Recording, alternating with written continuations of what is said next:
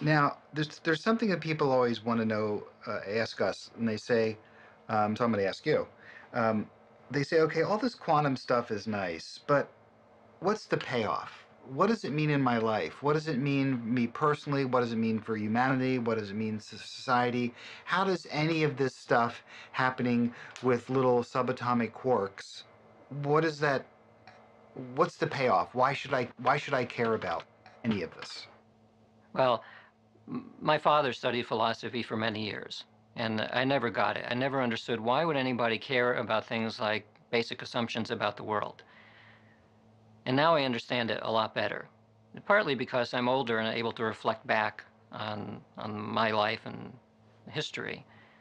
But the reason that philosophy is important is because its purpose is to look at assumptions, about who and what we think we are, about the way the world works, and so on. So, from a science point of view, the philosophy focuses then now on two different kinds of worldviews, a worldview of the classical type and of the quantum type.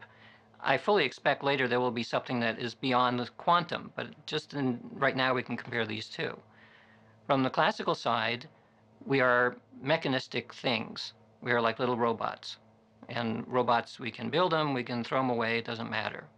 In addition, robots don't have any conscious experience. It's like asking whether your computer has a conscious life. Most people think that's probably not the case. So you can throw it away, turn it off, it doesn't matter. But what if the assumption was false? What if that is actually not true, that there's some other way of thinking about the way the world is? Up until 100 years ago, we didn't have any reason to imagine that there would be another way. But because of the advent of quantum mechanics, which was largely driven by mysteries about the nature of light, that after following that track for many years, many of the physicists who developed quantum mechanics and think about it have been forced to become philosophers because they're forced to look very carefully at the assumptions that we make about the kind of world that we live in.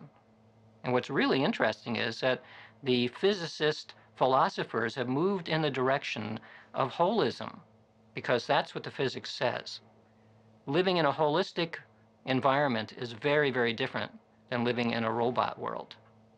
And the consequences of that are still not fully worked out, but it will have a very strong impact in the next couple of decades in terms of how we think about ourselves. So when we think about holism, sometimes we say, well, it's like ecology. 30 years ago, ecology wasn't even a word. And it means that there is an interdependence within the world.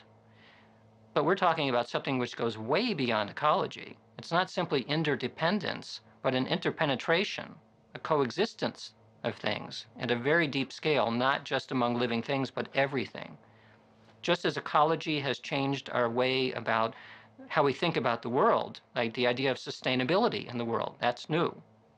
What will the world be like when we have a notion of sustainability of thought and sustainability of ourselves and in the future and in the past? We don't know yet what that's going to be like, but it'll be very interesting to see it develop.